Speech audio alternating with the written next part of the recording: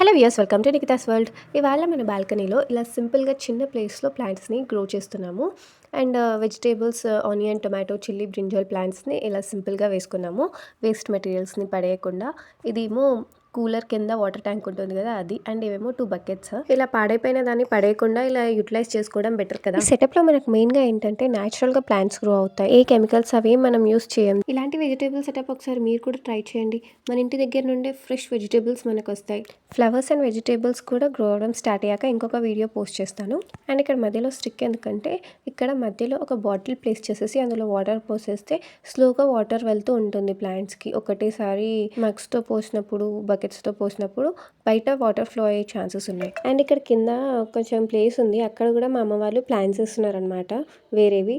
అక్కడ మా ఆదిత్య కూడా హెల్ప్ చేస్తున్నాడు చూడండి. అండ్ ఈ ప్లాంటింగ్ ఐడియా మీకు ఎలా అనిపించిందో కమెంట్ చేసేయండి. వీడియో నచ్చితే లైక్, షేర్ అండ్ సబ్స్క్రైబ్ చేసుకోండి. Thank you for watching. Bye.